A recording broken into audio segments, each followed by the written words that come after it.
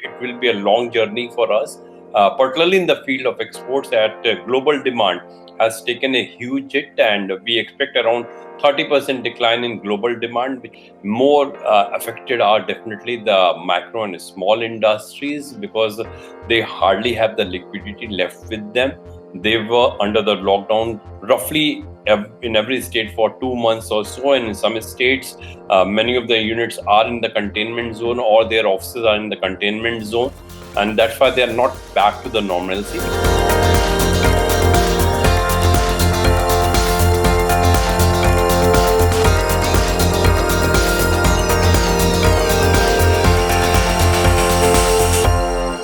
Export and import account for about 40% of Indian GDP.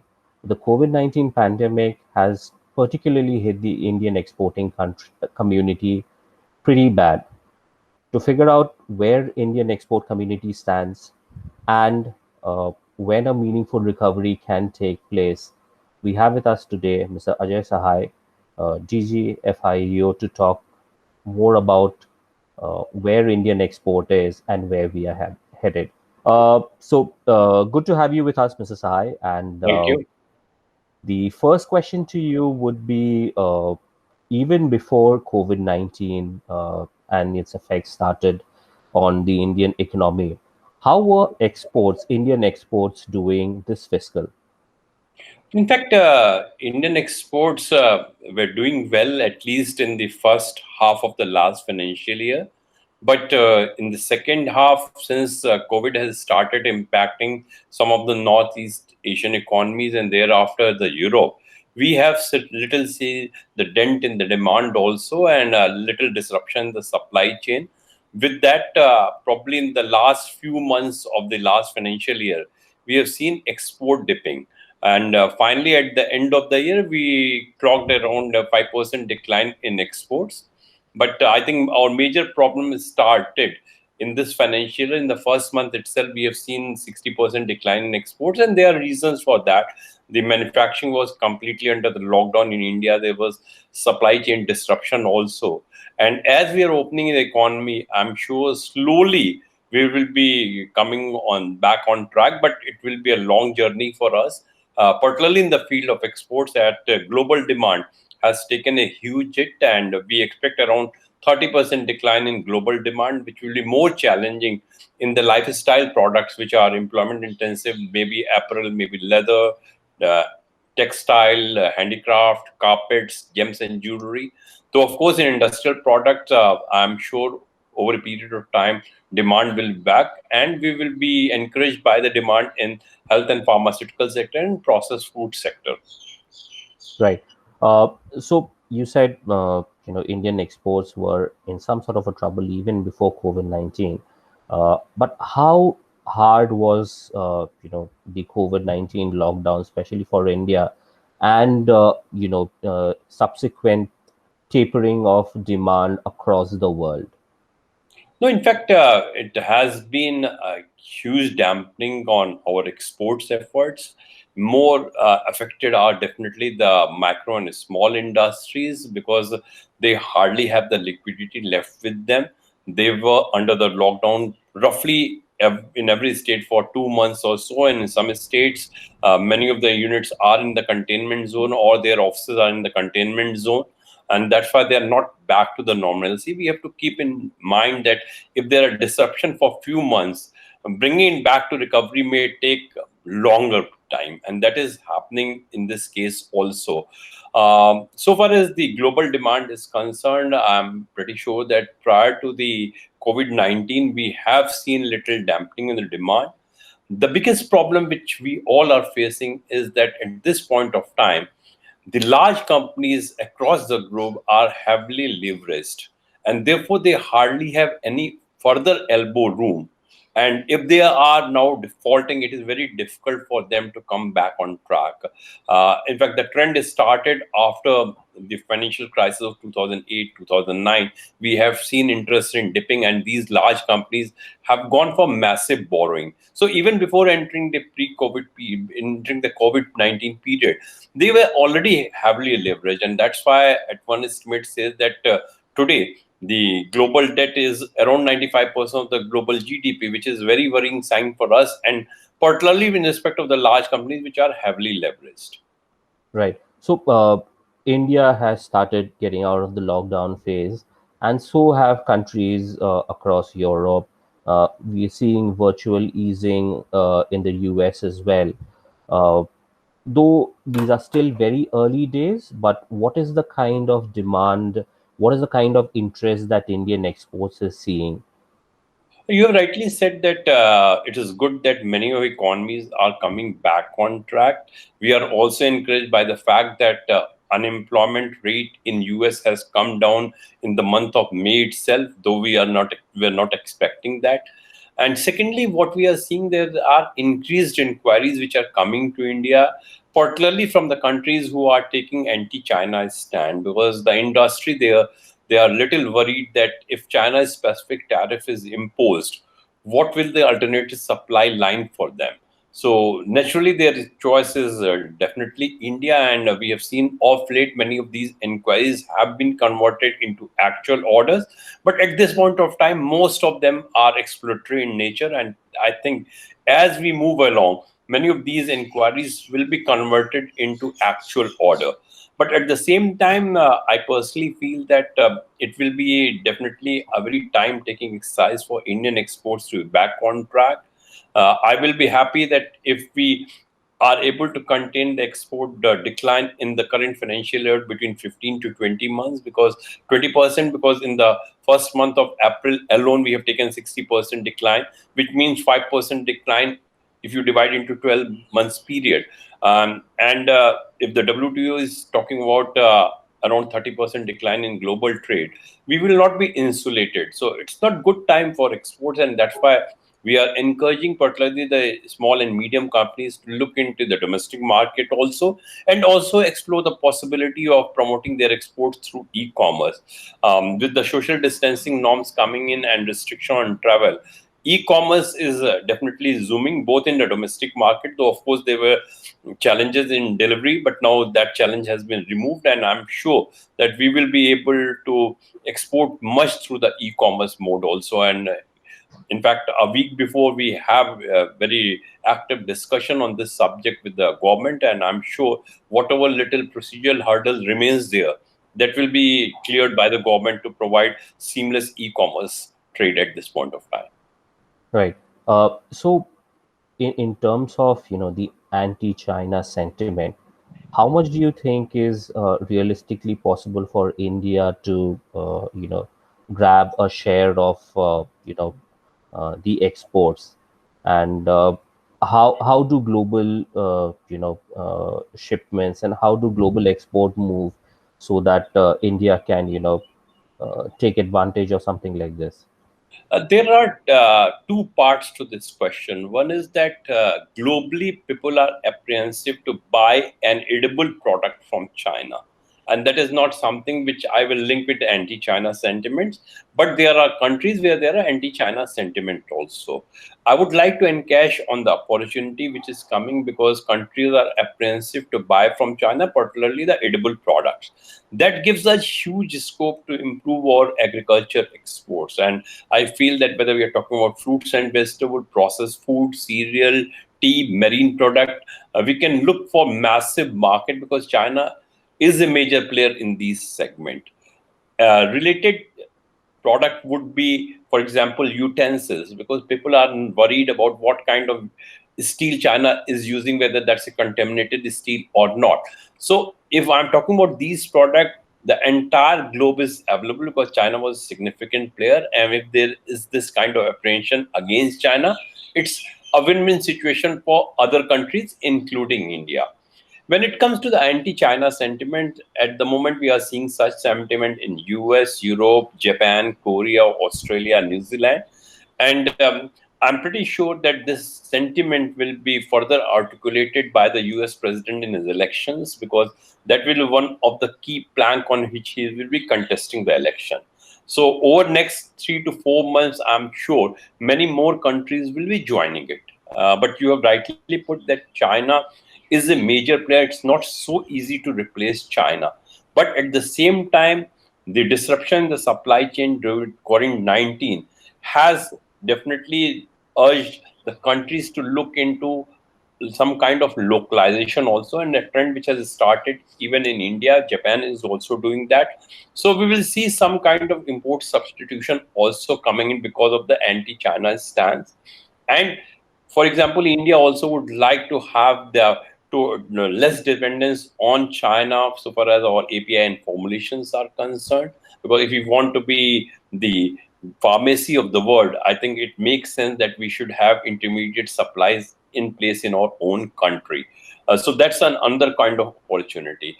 And at the end of the day, if we want to replace China, I think we need to create capacities in the various sectors. It's good that the government has come with a very, very robust policy for electronic manufacturing, where they have provided 4 to 6% incremental incentives. They are talked about clusters for electronic manufacturing. Now we are talking about the same set of incentive for medical and surgical equipment, because we need to bring down the dependence also. And this kind of strategy has been successful. We have seen that in the past we have attracted mobile companies to come into India. They have helped us to reduce our import dependence. And now they are using India as a base to export right now to Middle East and South Asia. But the kind of support which government of India has extended in the form of MEIS, I think they would like to use those benefits to export to their competitors from China also in the third market. So these are the good trends which are happening. But I agree with you that if you want to compete with China, you have to create a capability, a scalability also into your operation, which will be definitely a little long drawn process. Let us look into a horizon of 3 to 5 years to achieve that. Right. Coming at the kind of problems that the export community face at the moment, the government announced a slew of measures since May 13th. Was there anything there for the export community? Do you think the government can do something more? In fact, there has been some initiative which the government has taken to support the export sector. The biggest one was the extension of the interest equalization scheme, where MSMEs have been given 5% interest equalization. And I can say now MSMEs, they are getting credit at a very close at which the Southeast Asian countries are getting it. I'm not comparing with the US or Japan, where the interest rate itself is low, but in most of the cases, the cost of credit for MSME has come down to less than 4%, in even some cases, maybe 2% also. So that's one part of that. Secondly, realizing the challenge that liquidity is a problem even with the global buyer, Reserve Bank of India had extended the remittance period from 9 months to 15 months. And they've also extended the tenure of pre and post shipment credit from 270 days to 450 days. So these are very pragmatic views. And all the agencies of the government has provided relaxation so far as compliance were concerned. Wherever the last date was getting time barred, they have extended the last date. So these kinds of things have happened. But we have to also look into that at this point of time. Many countries are providing demand stimulus. And I think when that kind of demand stimulus comes into those countries, they should be our focused attention so far exports are concerned, because demand will be recovered there very quickly. So we need to focus on the country. But at this point of time, we are also competing with countries, including China, who have provided 3 to 4% extra VAT rebate on exports. And since Indian currency, though of course, had depreciated by 3% during March to May, but it is not what it was when you compare it with other countries in the world. And even today, if you are looking into some of the Latin American countries, you are looking into European countries, even UK or Turkey, uh, we are less depreciated as compared to that. So in such situation, we would require government to provide some kind of fiscal support also to export, though for a limited period. That's why, as an organization, we have recommended that 2% additional MEIS benefit, which is a kind of marketing support, should be given to all exporters and to the labor-intensive sectors of apparel, leather, handicraft, textile. It may be enhanced to 4%, so that when it comes to the competition, though of course rupee depreciation has provided some competition, rupee at 70 rupees to a dollar is a good value, but After all these exchange rate are relative in nature. So if my competitors are now having sharper depreciation, I lose that competitiveness. So that needs to also neutralize by the government over a period of time. Right. So, in terms of exports, where are the bright spots for India, both in terms of the kind of exports that we do, that's in terms of material and commodities and stuff like that, and also in terms of countries or regions, whatever it might be. When I'm talking about the products, I think the focus of the exports has to be on pharmaceutical, medical, and diagnostic equipment, processed food, more focused on the organic food, wellness product, because the entire world is now towards looking towards increasing their immunity.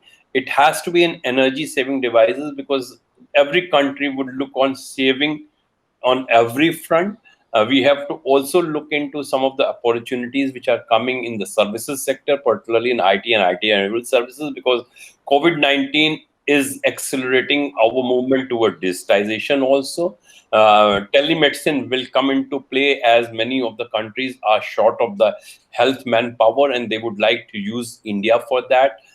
Since a lot of people are working from the home, networking products will be much in demand, and so will be gaming and animation. So these are the new opportunity which has come in the way of India. Beside that, we have been encouraged by the increasing demand for plastics and chemicals, though of course they are mostly in the nature of the raw material. And I'm sure over a period of time, the industry will also move toward the value added segment to pave the way for exporting these products rather than exporting them into the raw material forms. Right. In terms of countries, where do you see the bright spots? In terms of the countries, I think we are telling that all the companies to look for the diversification, so that you do not depend much on some of the countries. It's better that you diversify. So if there's problem in Latin America, you look into the market in Africa, and so on and so forth. But let us keep in mind that whatever happens to the advanced economies, still they are contributing a lot so far as Indian exports are concerned, that too of the employment intensive sector. So whether you are talking about gems and jewelry, whether you are talking about leather, whether you're talking about textile, they are by and large in US and Europe. So though of course we are diversifying into the rest of the regions also, our focus will remain into these countries. So I think it will be a mix depending upon the companies, on the product where you are choosing the market. But the short point which we are making is that please try to diversify. Don't put all your eggs into one basket, because you never know which country will face which kind of challenge at this point of time. Right. Uh, in terms of how this year will pan out, 6 months already gone, about 6 months of the calendar year left. Is this a year where Indian export community would just like to forget 2020 a year, just try I and think forget about it? this is area which will not be forgotten by Indian exporting community, and so will be the world community. This is something which has happened. Nobody has thought of that, even in the wildest of the dream. But point is that that's the life, you have to move on. So COVID-19 has given us some of the very positive outcome also, and I think all organizations today in India are also now increasing focusing on digitization. We are seeing automation coming into the big way, and I feel that the kind of migration which has happened in India also paved the way for development of the rural industry, because I feel that many of the migrant may not like to go back to the cities, the kind of challenges which they have faced, and we need to build on that. I visualize a scenario where my labor intensive production moves to the rural area or tier 2 and tier 3 cities, and automated production remains in the metropolitan. So we can look for that kind of challenges, because the fact remains that in metropolitan areas, the wage advantage will no longer be there. So whatever little wages advantage has to be there with India has to be in the rural area, or at best in tier 2 and tier 3 cities. So we may see entire paradigm shift in the manufacturing in the country, with focus on the rural industry. And it's good that government has taken a lot of reform, at least on the agriculture side, which will propel manufacturing of agriculture processing, at least in the rural area. It's better that you are close to your production center to run these on a very commercial lines as well. Right. Last question to you would be, when do you see any meaningful recovery taking place? Can it be this year? Can it be next year? Or do you think it'll be uncertain till we have maybe a vaccine or something like that? I personally feel that if there is no second wave, then we may see a good thing happening for export sector from September onwards. Though, of course, I don't expect export to show remarkable growth in this calendar year at least. So I will pitching my exports to be in positive territory from January onwards. But if from September onwards we can keep it into single digit negative growth, I will be happy with that, looking into the global challenges which we all are facing. Great. Thank you so much, Mr. Sahai, for talking to us. It was a pleasure talking to you and uh, trying to figure out how Indian exports will look into the future. Thank you so much. Thank you. Thanks. Really appreciate that.